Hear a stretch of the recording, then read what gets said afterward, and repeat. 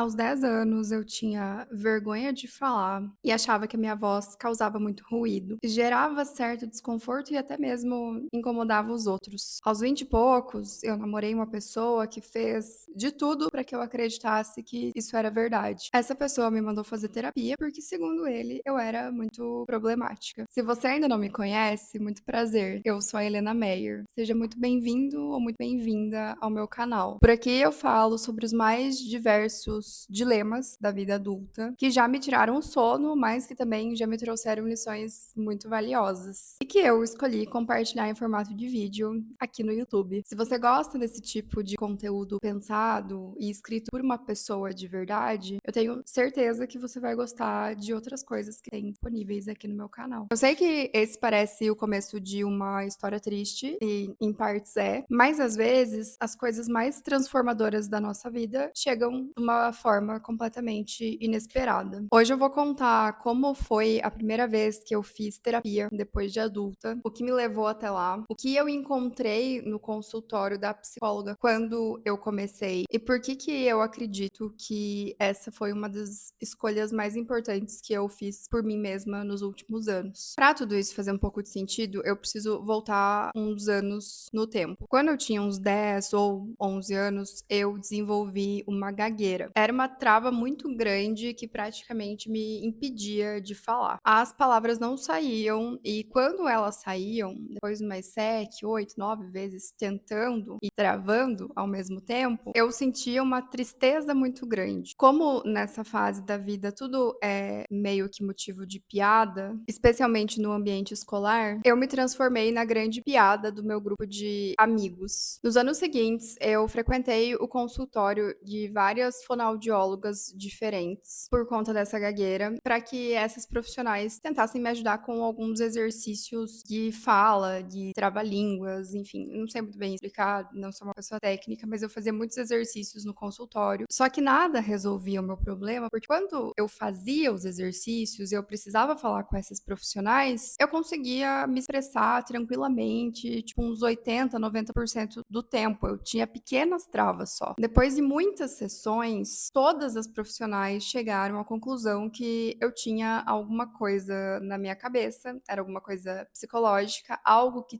aconteceu na minha vida, que até hoje eu não sei o que que é, que acabou dando um susto, causando essa condição e que isso teria que ser tratado num consultório com uma psicóloga. Eu cheguei a fazer algumas sessões com psicóloga quando eu era adolescente, só que na época eu dependia muito do meu plano de saúde e há muitos anos atrás o plano de saúde não considerava terapia como algo muito importante. Então eles liberavam só algumas sessões e, pelo que deu a entender, algumas sessões não iam resolver o meu problema com a gagueira, o que significava que os meus pais teriam que pagar psicóloga particular para mim. A hora dos profissionais era alta e eles não tinham dinheiro para isso. Então eu precisei arrumar estratégias para lidar com aquilo sozinha e eu consegui. Com o tempo isso parou de me atrapalhar e eu me tornei muito boa em devolver aquele desconforto para as pessoas que insistiam em fazer piadas só porque eu não conseguia falar ou porque as palavras travavam. Por incrível que pareça, essas pessoas também tinham muitos defeitos a serem apontados, e quando eu fazia isso, magicamente a piada com a minha gagueira acabava. Eu aprendi a contornar, reorganizar as palavras, pausar e conseguir deixar os resquícios dessa gagueira para trás. Tanto que hoje em dia eu ainda tenho, mas é muito pouco visível e é muito difícil eu acabar travando. Mas o que eu não sabia quando eu era mais jovem é que aprender a contornar uma coisa não é o mesmo que fazer as pazes com ela. E eu só fui entender isso em terapia depois de muitos anos. Muitos de vocês que já acompanham o canal sabem que no começo dos meus 20 anos eu fiz uma transição de carreira. E apesar de ter sido uma transição muito bem sucedida, durante alguns meses eu me senti muito perdida sobre o que estudar e sobre para onde direcionar a minha vida profissional. Eu tinha muita vontade, mas eu me sentia pouco capaz, pouco merecedora, sentia que aquelas oportunidades que apareciam não eram para mim. Eu me sentia mal por estar jogando fora, entre aspas, uma graduação, algo que eu estudei tantos anos. E eu sentia principalmente por ainda não ter um dinheiro que era fruto do meu trabalho. Muito desse sentimento estava intimamente ligado com o relacionamento relacionamento que eu vivia na época, que era com uma pessoa com um perfil extremamente frágil e narcisista. O meu histórico de gagueira fez com que eu usasse a escrita como ferramenta de comunicação. Então, desde muito nova, eu comecei a desenvolver textos, frases, para que eu conseguisse me comunicar e para que eu conseguisse me expressar melhor, já que a minha fala tinha algumas limitações. E como no período de transição de carreira eu estava vivendo muitos dilemas internos, eu comecei a escrever algumas coisas sobre essa fase da minha vida. Então, alguns textos foram compartilhados no Instagram, outros no LinkedIn, outros somente entre amigos, porque eu sabia que existiam outras pessoas que faziam os mesmos questionamentos que eu não era a única recém-formada infeliz com a minha profissão, eu não era a única recém-formada indignada com os salários da minha área, eu não era a única pessoa que pensava, nossa, tem que ter alguma coisa, eu preciso dar um jeito de fazer algo diferente e usar o meu conhecimento para isso. Depois de um tempo, eu acabei criando o meu blog, que era uma coisa extremamente minha, muito pessoal, onde eu compartilhava textos sobre carreira, sobre relacionamento, sobre amizade, sobre família. E para mim, isso fazia muito sentido, porque fazia com que eu pudesse me conectar com outras pessoas que tinham sentimentos muito semelhantes aos meus. Até que um belo dia, meu ex-namorado me falou que ninguém ia querer ler o que eu tinha para escrever e que eu devia focar na minha transição de carreira e que eu devia parar com essa bobagem de escrever e de me expressar, porque isso não ia me levar a lugar nenhum. E que por causa desse meu perfil de querer escrever e querer compartilhar e de ter conhecido pessoas que se identificavam muito com a minha história, eu tava virando uma pessoa muito complicada e que ele sugeria terapia para que eu me consertasse. Para ele, a maneira como eu tava lidando com a minha transição de carreira era um problema muito grande e escrever era um problema muito grande. Ele já tinha ditado as regras. Se eu não fosse para terapia, não ia dar mais. Nesse momento, eu ainda não conseguia enxergar com clareza o que estava acontecendo e eu não entendia o porquê que eu estava sendo tratada da forma que eu estava sendo tratada. Então eu achava que ele tinha razão, achava que eu era uma pessoa muito difícil e eu acreditava que a minha escrita e a maneira como eu estava me comportando durante a minha transição de carreira, de fato trazia problemas pro nosso relacionamento. E se aquilo acabasse, a culpa seria totalmente minha. Eu construí uma espécie de pedestal e deixei ele lá no topo por muito tempo. Então, é óbvio que eu fui correndo procurar uma psicóloga e em questão de 2 ou 3 dias eu já estava em tratamento. Eu passei a fazer sessões semanalmente, na época ainda presenciais, e a minha primeira pergunta para a psicóloga foi: em quantas sessões a gente consegue resolver esse meu problema com a carreira? Eu queria saber quantas sessões eu precisava para expurgar de mim aquela ideia da escrita. Na minha cabeça, terapia funcionava tipo uma espécie de consultoria, sabe? Eu chegava com um problema, explicava a minha situação, o profissional entendia aquilo ali rapidamente, a gente ia fazer uma lista de passos do que precisava ser feito, e em questão de 2 ou 3 meses estava tudo resolvido e os ensinamentos da psicoterapia seriam enfiados na minha vida. E é lógico que eu entendi muito rápido que não era isso que ia acontecer. Eu também entendi muito rápido o quanto a nossa mente gosta de nos auto-sabotar. Quando ela começou a me perguntar sobre o relacionamento, eu evitava falar sobre os pontos que me incomodavam, que eram muitos, e eu também não falava das coisas que ele me falava, da forma como ele me tratava. E quando ela me pressionava um pouco mais, quando ela fazia outras perguntas de outros jeitos, eu tentava contar as coisas de uma forma que parecesse que o problema era eu. Porque quando eu recebia aquelas perguntas e eu começava a pensar nas coisas, a primeira coisa que passava pela minha cabeça é: nossa, eu preciso falar de um jeito que ela não aponte o dedo pro meu namorado da época e fale que ele é o problema, porque é óbvio que ele não é. Eu sou o problema. Mas durante as sessões de terapia, eu já comecei a perceber com as perguntas dela que talvez isso não fosse bem verdade. Eu chegava nas nossas sessões semanais mais com os olhos inchados de tanto chorar, mas eu falava pra ela que era por conta das questões da carreira, que,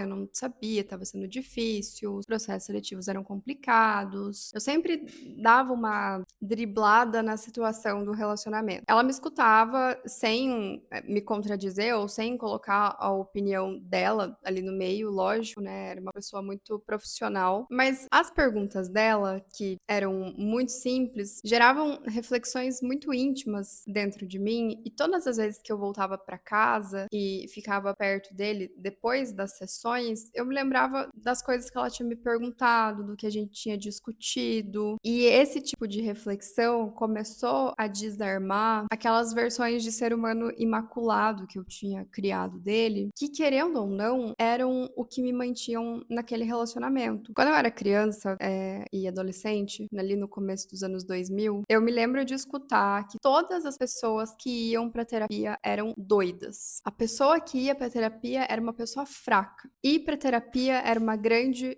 frescura. É mais ou menos naquela linha do cuidar da alimentação e manter o corpo ativo também era uma frescura. E eu acho que muitos anos depois, a gente já consegue enxergar os benefícios disso no envelhecimento da nossa sociedade. Eu fui aprendendo que cuidar da saúde física e principalmente da saúde mental não é frescura e não é fraqueza. Eu busquei ajuda quando eu era adulta porque eu realmente acreditei que eu tinha um problema isolado com relação à carreira que poderia ser facilmente resolvido. Só que eu não sabia que em terapia eu teria a oportunidade de explorar tantas coisas e tantas áreas da minha vida que por muito tempo ficaram jogadas de lado, que pareciam não ser tão importantes assim quanto a carreira. Eu sempre falo que estar em terapia e na presença de um profissional qualificado não me deu respostas imediatas e muito menos dicas do que eu devia fazer ou não, mas aumentou consideravelmente a qualidade das perguntas que eu fazia para mim mesma e do que eu aceitava para minha vida. E fazer perguntas melhores sobre as coisas que estavam acontecendo comigo afetou diretamente o meu processo de descobrir os meus valores, que é algo que eu falo muito aqui no canal. Com o passar das semanas, aquela situação péssima que eu estava enfiada começou a ficar cada vez mais nítida. E aquela venda que eu tinha nos meus olhos foi sendo removida aos poucos. Eu comecei a me dar por conta de que nada que eu fizesse naquele relacionamento era suficiente. Nada. Antes fosse só o meu problema profissional e a minha rebeldia em querer expor as minhas ideias pro mundo que estavam afundando o nosso relacionamento. O meu cabelo era criticado, as minhas roupas eram criticadas, o meu peso, a aparência do meu corpo era muito criticada, e foi por causa dessas críticas, desse relacionamento, que eu desenvolvi desvios de imagem e passei a acreditar que eu tava gorda com 56, 57 quilos. Achava que as minhas roupas tinham que ser sempre menores, achava que eu tinha que pintar o cabelo de tal jeito e nada agradava, nada era suficiente. As mudanças de humor eram muito frequentes e o comportamento diante uso de bebida alcoólica me assustava muito. Eu vivia dentro de um relacionamento tóxico e abusivo, um ambiente completamente narcisista, que quando você tá dentro é impossível você enxergar, porque a distorção, ela é muito gradual e você vai se acostumando com ela como se fosse uma coisa normal. Ele vinha de uma família completamente desequilibrada, tinha inúmeros problemas de autoestima com o próprio corpo e com a própria imagem, tinha um ego extremamente descontrolado e ficava chateado quando não era elogiado por fazer o mínimo, seja no trabalho, seja na vida pessoal. Ele gostava muito de ostentar quase como uma prova social de que ele poderia sim ter saído de uma família muito simples, mas agora as coisas eram diferentes. Agora ele podia trocar de carro a cada 3 meses, comprar coisas sem olhar a etiqueta e frequentar restaurantes caros toda semana. E sinceramente, nada disso me agradava. A terapia, ela acabou servindo como uma lente de aumento, daquelas que deixam as coisas muito evidentes, que era o que eu precisava para começar a enxergar aquilo que eu não conseguia enxergar antes. Em algum momento do processo de psicoterapia, a gente chegou na menina que tinha uma gagueira e que desenvolveu isso aos 10 anos, e que a voz por muito tempo foi motivo de piada. Ficou fácil de entender como que aquela menina, que era mais na dela, e desenvolveu várias estratégias para passar despercebida naqueles meios que frequentava, e não deixar a sua avó chamar muita atenção, acabou caindo num relacionamento onde alguém apontava o dedo na cara dela pra falar que nada prestava e que estava tudo errado. Ser silenciada na minha escrita, que era a forma como eu me sentia mais à vontade pra me expressar e pra ser eu mesma e falar coisas muito pessoais, foi uma ótima estratégia pra que eu não abrisse a boca e não contasse o que acontecia dentro daquele relacionamento. A parte boa da gente viver essas experiências com gente podre é que dá pra escolher tirar o melhor disso e ajudar outras pessoas com o que a gente aprendeu. Se elas estão dispostas a acordar do sono profundo e encarar de frente o que vão encontrar, daí já é outra história. A terapia não foi o fim daquele relacionamento, mas ela foi a descoberta de uma versão minha que eu não conhecia e que, sinceramente, eu gostei muito. Dentro do consultório, pela primeira vez, eu tive um espaço onde eu sentia que eu não precisava me justificar, que as minhas coisas não eram diminuídas e que os meus problemas não precisavam ser resolvidos em 5 minutos. Eu comecei a entender de onde vinham certas reações e perceber padrões de comportamentos meus em tempo real, não só depois que as coisas tinham acontecido. E por causa disso, eu comecei a mudar os padrões. Eu aprendi a separar o que era genuinamente meu e o que eu absorvi dos outros ao longo da vida. E uma das maiores mudanças, eu parei de enxergar as críticas como verdades absolutas. Eu aprendi a filtrar o que vinha de um lugar de cuidado para o que vinha de um lugar de controle. Hoje eu tenho um canal que foi começado do zero, onde eu escrevo e divido com o mundo, em formato de vídeo, as minhas reflexões mais profundas. E eu uso a minha voz para isso. Uma menina que foi zoada por gaguejar e acusada de escrever coisas que ninguém ia ler, simplesmente consertou algo que nem estava quebrado, que nem era um problema, e agora dá a cara a tapa pro mundo, só para tirar do papel algo que queria muito fazer. Eu não sei dizer se é irônico ou se é exatamente a forma como as coisas deveriam ter acontecido. A única coisa que eu sei é que nada disso teria sido possível se eu não tivesse tido coragem de encarar com a cabeça erguida todos aqueles problemas e dilemas que estavam acontecendo na minha vida e quebrar aqueles padrões. E parte disso aconteceu dentro de um consultório com profissionais que me fizeram perguntas que eu nunca tinha feito. E eu não consigo imaginar o que teria sido de mim se ali nos meus 20 anos eu não tivesse pedido ajuda. Se você nunca fez terapia e tem algum tipo de preconceito, eu entendo, mas eu realmente sugiro que você fique um pouco mais aberto a aprender e descobrir sobre o objetivo dela nas nossas vidas, a postura dos profissionais e as diferentes abordagens da psicologia. A gente não precisa estar em crise, enfrentando algo grande ou tentando salvar um relacionamento falido. O problema não precisa ser gigantesco e muito menos não precisa se tornar uma bola de neve para justificar ir atrás de ajuda. Ao longo dos últimos anos, estar em contato com uma profissional foi literalmente o que me ajudou a manter a sanidade mental em muitos momentos que eu tinha total licença poética para simplesmente despirocar. Mas isso é assunto para outros vídeos aqui do canal. Se você chegou até o final e gostou do que encontrou, compartilha esse vídeo com alguém que não faz terapia, que você acha que devia fazer terapia. Se você ainda não é inscrito, aproveita para se inscrever. Dessa forma, seu algoritmo vai entender que você gosta do meu canal e vai te sugerir vídeos meus no futuro. Muito obrigada por ter ficado até aqui e a gente se vê no próximo vídeo. Tchau!